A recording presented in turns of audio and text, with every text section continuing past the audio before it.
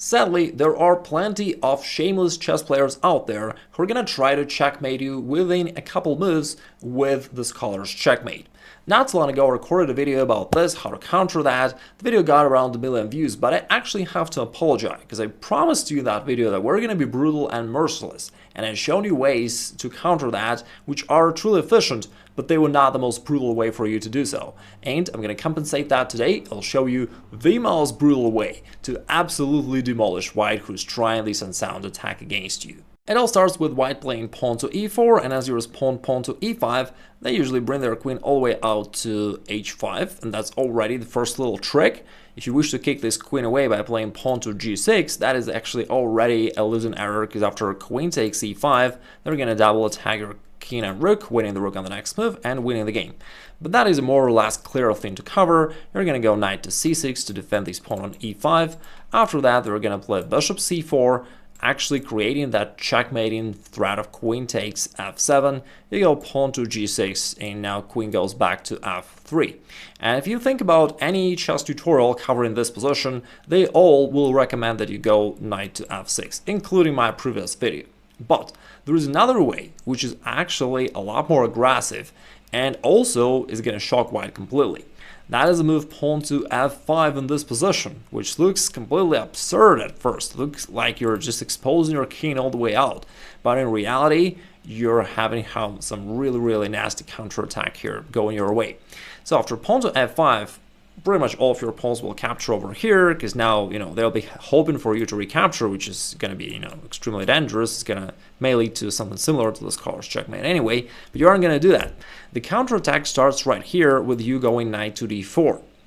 And now there are a couple very good things that are going on for you. First of all, you're attacking this queen. And some of them may even blunder. They may even take over here and just blunder the queen. But regardless, your attack is very strong. So you attack the queen. You're also attacking this pawn on c2. And from there, your knight is going to attack the king and the rook. That's a fork. Thus, you're winning the rook and exposing their king. So that's not a threat. Finally, if the queen moves away, you're always ready to push your pawn forward to d5 with a tempo, attacking this bishop. Also, unleashing your own bishop to jump over there and to capture this pawn, attack the c2 pawn further, and you can just see how quickly rolls out your counterattack on a seemingly empty space. It seems like you haven't done anything special, but you've got this really massive counterattack, and that's why I love this variation so much. Now, after knight to d4, most of them will go queen to d5. Looks like white is nearly winning here, right? There's still this queen to f7 checkmating threat, maybe even queen takes e5, still possible for white. But you simply play queen to e7 to prevent white from doing either of those two things, and now white's attack is officially over. I mean, they may trade here on g6, but that's the final thing, and that doesn't hurt you in any way. Moreover, it's actually good. Now we have this open rook on a semi-open file. Now they have to look at their own position and realize that there is this knight to c2 coming, forking the king and the rook. They have to counter that somehow. They'll usually play knight to a3, defending the pawn that way. After that, you just play knight to f6, and you start gaining a lot of tempos attacking this queen on d5.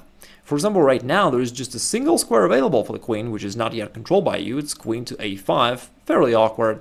You can go pawn b6 and attack the queen once again, pushing it all the way back. And now you have this bishop to b7 move prepared by your previous move, pawn to b6. You can fianchetto counter your bishop with a tempo, because now you're threatening to capture this pawn, and after that to grab the rook in the corner of the board, which is also really annoying for white.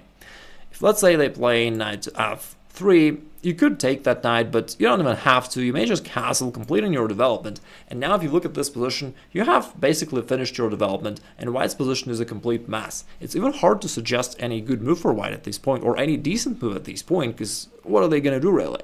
I mean, if they take over here, good, you recapture, and that's a discovered check, and you then pick up this queen over here on the next move.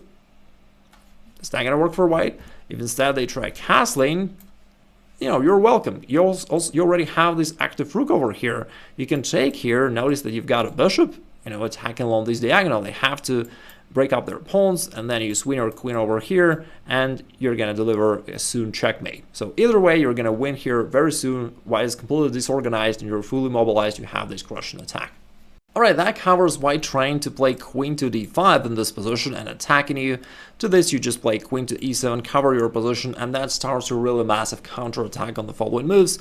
This queen keeps dancing around, gaining you more and more temples for your own attack. Now let's take it back. Some of your opponents will realize that something's going wrong and will try to play safe. And instead of playing forward, they're going to go queen to d3, which is also a fairly popular move for white in this position, trying to also hold on to this pawn on c2 so that you cannot capture it. Also, this queen supports white from, with possibly capturing over here, and maybe then playing queen takes g6. So they're still having some desperate hopes for their attack, but you just play d5 and you shut it down completely.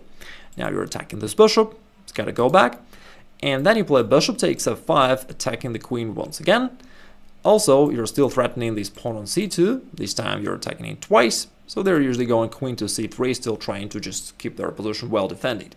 Then you play knight f6, combining development with yet another attack to their queen after the potential knight to e4.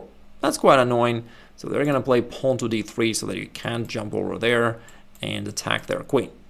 Now, after that, what I recommend you doing is to keep attacking. Remember, we were going to be brutal, right, and punish white for trying this unsound attack against you. So you're going to play pawn to a5, threatening pawn a4 to capture that bishop.